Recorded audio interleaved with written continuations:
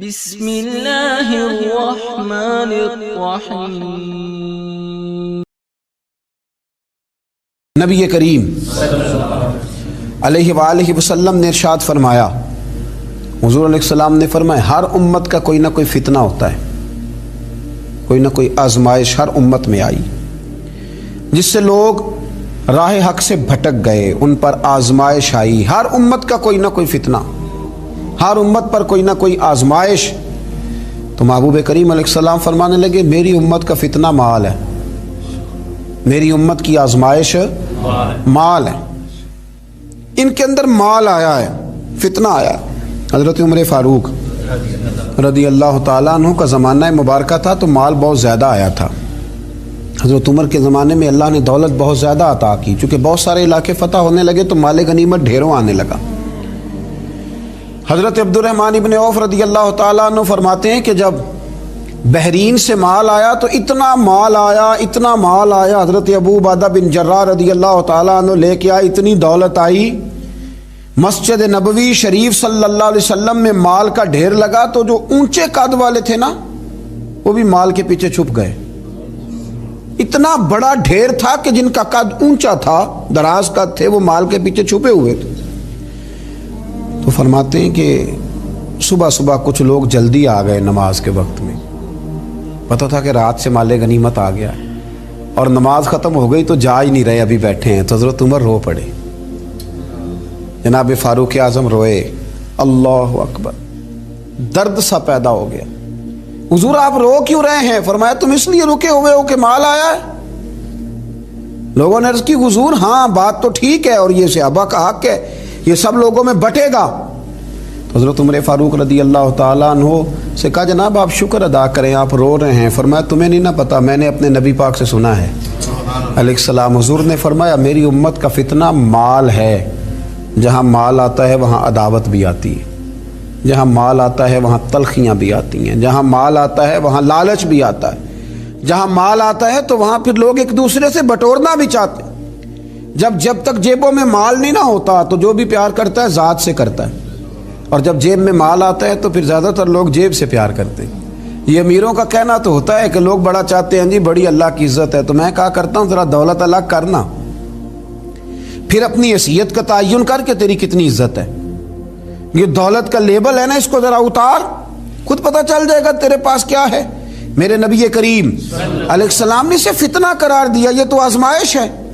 لالچ کرنا، لالچ میں پڑے رہنا، لالچ کی طرف سفر کرنا اور مطمع نظر لالچ بنا لینا، مطمع نظر۔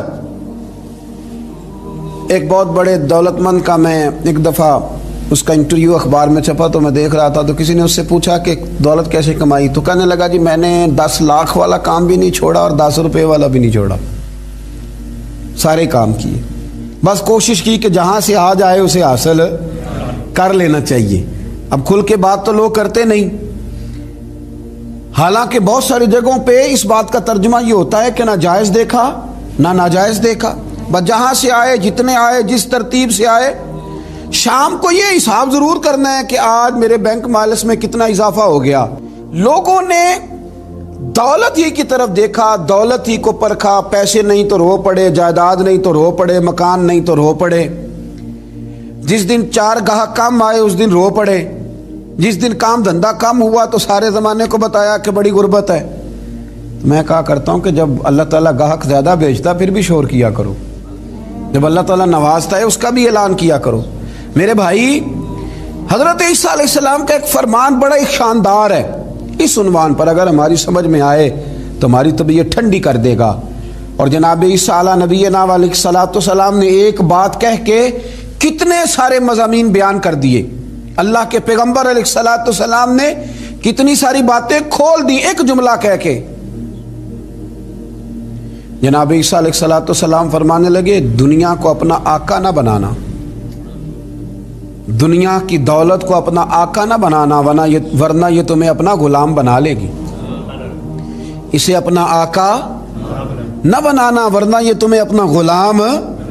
جنہوں نے دولت کو آقا بنایا اس نے پھر ان کو اپنا غلام بنا لیا، پھر بیچارے کروڑوں پتی ہیں پر سو نہیں پاتے ساری رات، اربوں روپیہ پاس ہے پر نیند سکون کی میسر نہیں آتی، چونکہ دولت آقا ہے نا، تو یہ وہ آقا ہے جو قابو آتا نہیں، یہ وہ آقا ہے جس سے دل بھرتا نہیں، یہ وہ والا آقا ہے جس سے لوگوں کی طبیعت سیر ہوتی نہیں، ایک کے بعد دو، دو کے بعد تین، تین کے بعد چار، چار کے بعد پانچ، یہ وہ والا پیالہ ہے جو کبھی پر ہو سکتا نہیں۔ محمود غزنوی رحمت اللہ تعالی علیہ نا خیرات بانٹا کرتے تھے، آپ کو پتہ ہے بادشاہ لوگ ہوتے تھے، دولت تقسیم کرتے تھے، تو محمود ایک دن باہر نکلے، سیر کے لیے جا رہے تھے، بادشاہ سلامت، تو باہر نکلے تو کہا بھائی جتنے فقیر ہیں نا سب کو بلا لو، آج میرا دل ہے میں نکلتا جاؤں اور خیرات بانٹتا جاؤں، نکلتا جاؤں اور خیرات تقسیم کرتا جاؤں۔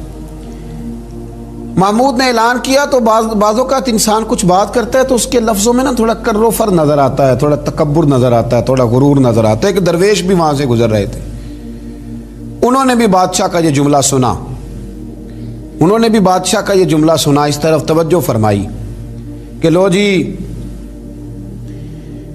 جو جس نے لینا ہے نا آج اسے دیا جائے گا، آج میں بانٹتا ہی جاؤں گا۔